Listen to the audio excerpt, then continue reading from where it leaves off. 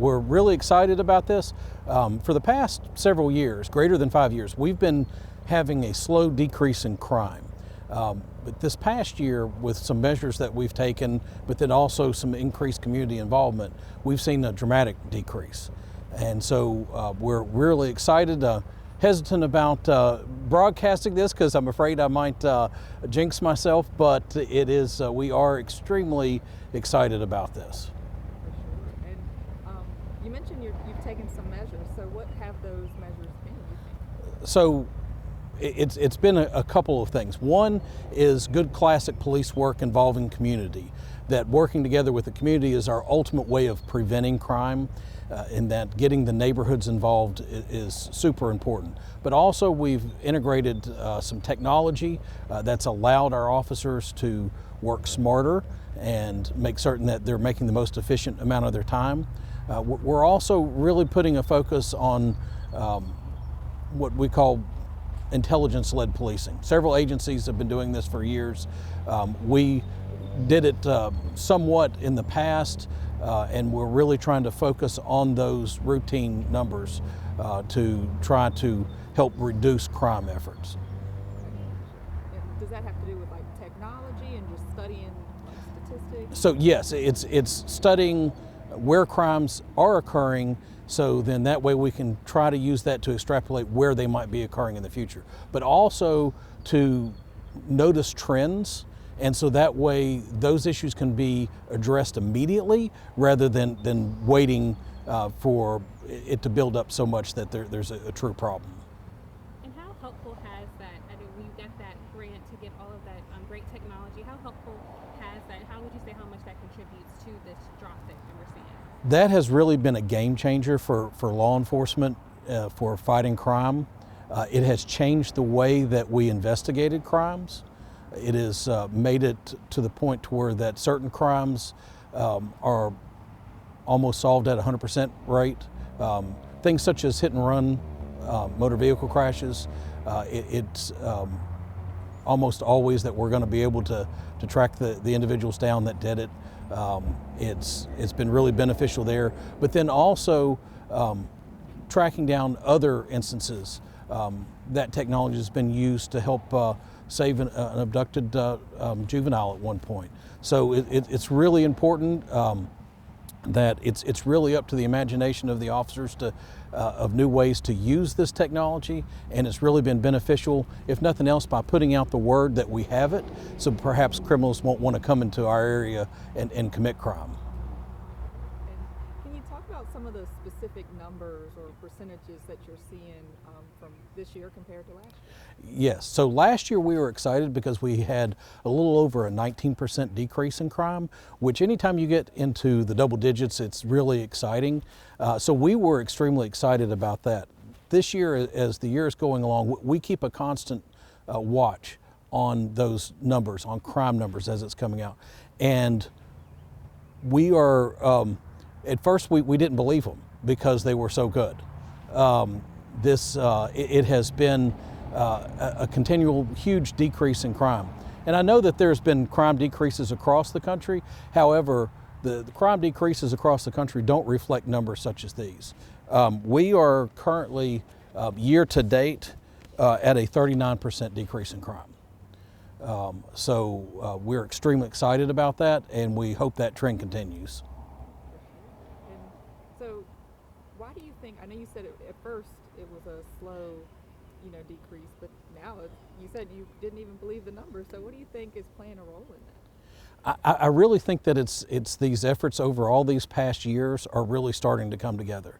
It's a combination of the citizens saying they've had enough, they don't want crime in their community, that they're looking at particular certain types of crime, but then also our approach to trying to prevent crime, I think, has really started to pay off, and that's why it's having this huge effect now. Our approach to crime is, what we try to do is we try to do it from a position of grace, in that most crime is committed by people that just make mistakes, and that if we kind of explain to them, this is the law, this is how we have to do it, but we do it not from being out of anger or anything of that nature that we are enforcing the law, but being appropriate as we do it, making certain that all constitutional protections are guaranteed to the individual, and that we pay the respect to the arrestee, that it seems to have a profound effect that they're less likely to commit the crimes again. And what are some of the, I guess, some of the areas where you've seen the decrease most, like in terms of like homicide or robbery, or what would be some of those areas? So, yes, we've had a decrease in homicide, decrease in overall assaults, but also some of the general larcenies that we had. And I attribute the decrease in larcenies a lot to our intelligence-led policing model, in that it's difficult to measure a negative or something that doesn't occur, but what we're doing is we're looking at where larcenies are occurring, what time they're occurring, and we make certain we have an officer present during the next time period that would match those numbers. And it seems to have an effect in that the crime's no longer occurring at that particular time.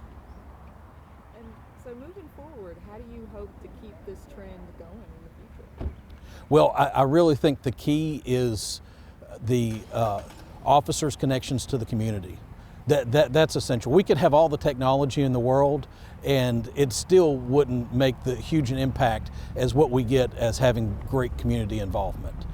That's really the key, is just working hand in hand with our citizens to make certain that we do everything we can to help prevent crime and make this a safe place to live.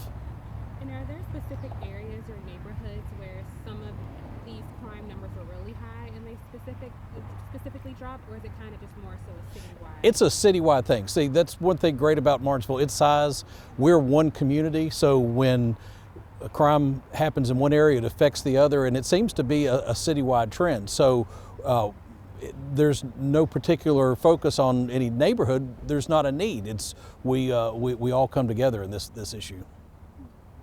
And are there specific numbers in terms of specifically the number, like the decrease in homicides or certain other crimes?